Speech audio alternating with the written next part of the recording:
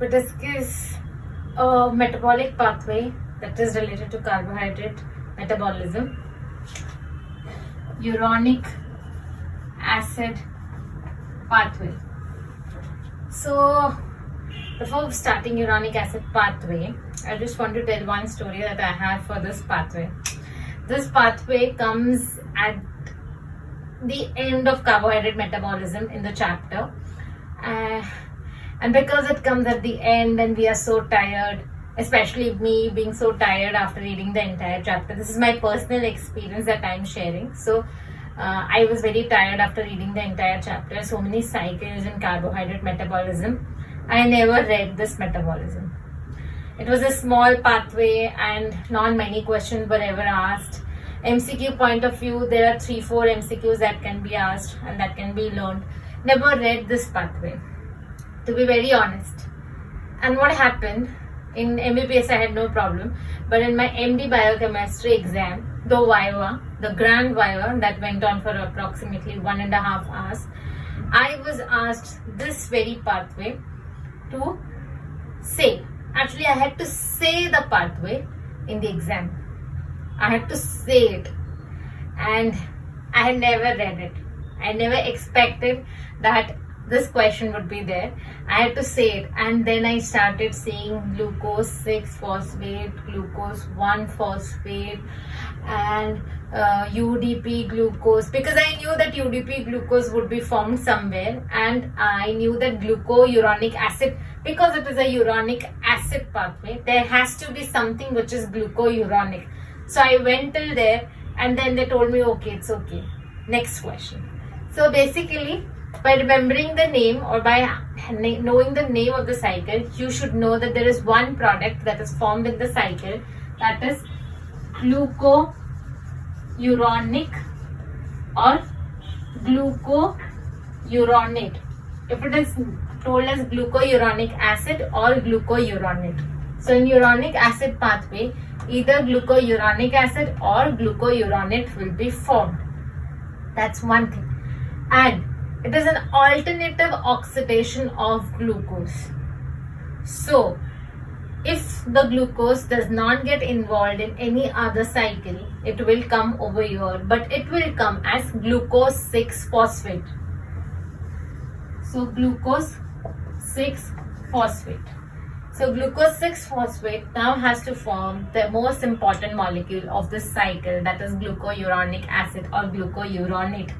So glucose 6-phosphate will form glucose 1-phosphate, has to form UDP glucose, and has to form glucouronate. This is just the first part of the cycle where I am explaining the most important compound that will be formed is glucouronate. Now, the importance of glucouronic acid or glucouronate. Why it is important? If you remember or understand your bilirubin metabolism, you will understand that bilirubin glucouronate, bilirubin monoglucouronate, bilirubin diglucouronate was there. So yes, it is involved in conjugation reactions of bilirubin, this molecule. It is involved in detoxification reactions. So this compound becomes very important in other metabolisms. That is the importance of this compound. But why after all we have to learn this uronic acid pathway? Because if only this much was important, then we would not have learned this entire cycle. What else do we get from this cycle? Uronic acid gives us glucouronate, and it also gives us pentoses.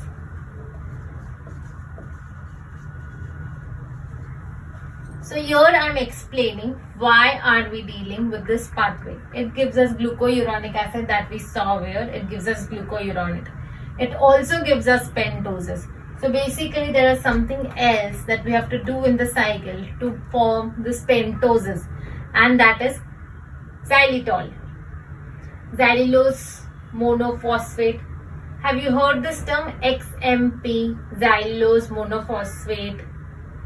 that comes in hexose monophosphate shunt or hexose monophosphate pathway. So yes, we have to form xylitol. So there will be something and it will form us xylitol over here. There's few steps in the cycle that will help us form xylitol over here. So now we have done the second part. There is another thing to the cycle. Third part. It forms us ascorbic acid, that is vitamin C. Ascorbic acid or vitamin C. Now you'll wonder, if this cycle forms us ascorbic acid or vitamin C, then why are we taking vitamin C supplements? We take vitamin C supplements, yes? So why are we taking vitamin C supplements? Because we humans, we primates or any other primates do not have the enzyme that is responsible for making ascorbic acid or vitamin C in us. So basically, this cycle will form ascorbic acid in non-primates. So ascorbic acid. So this cycle will also form ascorbic acid. Another important thing is essential pentose urea.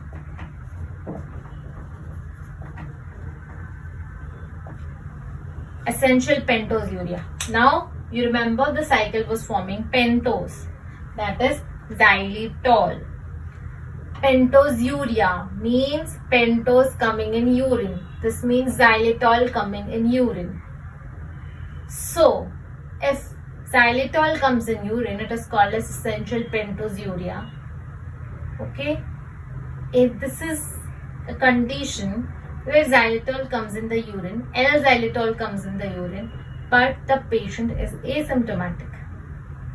Okay, so 4 points here for your short answer questions. For your MCQ wise, you have to remember it forms glucouronate that helps in conjugation and detoxification reaction. It forms pentoses, that is xylitol, that will go into HMP shunt.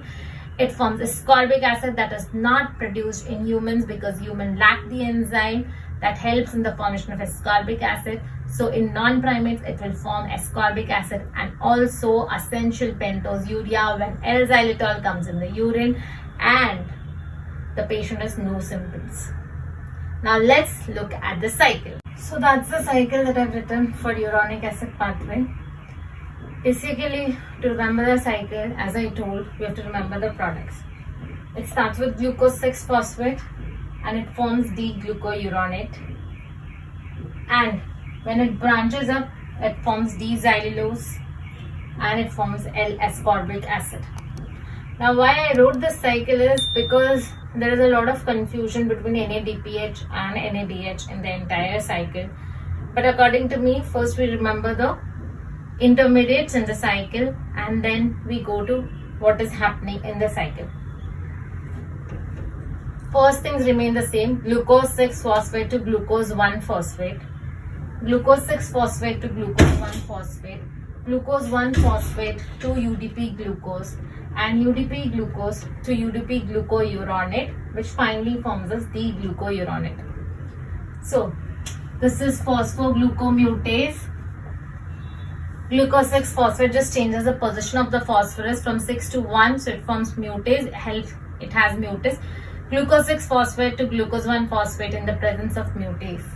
Glucose 1-phosphate now requires the UDP to enter into it, and this happens with the help of enzyme UDP glucose pyrophosphorylase. So it takes up the UDP and gives us a UDP glucose.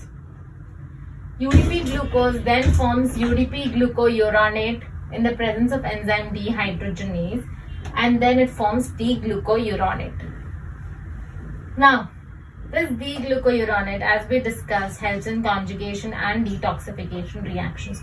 Now, this D-glucouronate has to bifurcate into two pathways. First to form a pentose, second to form an ascorbic acid. So, D-glucouronate forms L-gulonate. And L-gulonate now either forms a lactone in both cases, In one case, it forms an L-gulonolactone. In second case, it forms 3-keto-L-gulonate. The smaller the name forms the acid ascorbic acid.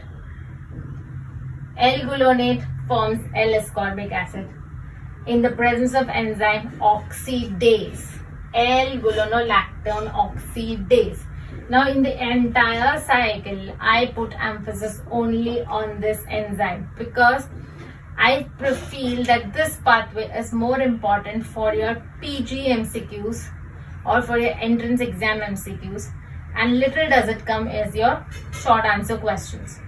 So L-gulonolactone oxidase, if this enzyme is not there, this ascorbic acid is not formed, and this enzyme is not there in humans, and thus we do not form ascorbic acid. Okay. Now coming to this pathway, 3-keto-L-gulonate will form L-xylulose. This could have stopped over here. This pathway could have stopped over here because we have discussed we wanted a pentose and we have got a pentose. But why go ahead in the pathway? Because D-xylulose is the one which enters hexose monophosphate pathway. L-xylulose will not enter. So to convert that L-xylulose to D-xylulose, we need xylitol dehydrogenase. That will give us D-xylulose. And if suppose D-xylulose is not formed, then this L-xylulose comes in the urine. It is essential pentose urea. And this happens if xylitol dehydrogenase deficiency is there. So you will not form D-xylulose, it will not enter hexose monophosphate shunt. But no worries, there are no symptoms in that case. Okay. So this enzyme is also important. Two enzymes important in this pathway, L-gulonolactone oxidase and xylitol dehydrogenase. Now coming to NADP. NADP is involved in dehydrogenase reaction over here, which forms UDP glucose to UDP glucouronate, and also NADP is involved only in two reactions. It is from D-glucouronate to L-gulonate and L-xylulose to xylitol. Two reactions. Though both are dehydrogenases, but we use NADPH over here. And NAD is involved in UDP glucose to UDP glucouronate and L-gulonate to 3-keto-L-gulonate or L-gulonolactone. Basically, there is a confusion as to where NADPH and where NADH is involved in this reaction. Two NADPs and two NADs in this pathway. The only essential crux of this pathway is it forms glucuronic acid that goes in conjugation and detoxification. Ascorbic acid can be formed, but it is not formed in humans because we lack the enzyme L-gulonolactone oxidase. It forms XMP, that is xylulose monophosphate. It further can be formed from the D-xylulose. And if the enzyme xylitol dehydrogenase is not there in the body, this will not happen. L-xylulose will come in the urine, and that is essential pentose urea. That's all for this uronic acid pathway. A small pathway but very important, especially for your MCQs, for your entrance exam. Thanks for watching, and if you like it, please hit a like, and if you like it more, please share it with your friends. Hit the subscribe button if you're still not subscribed to the channel, and let me know what else more you want to see on the channel. That's all from my side. Thank you.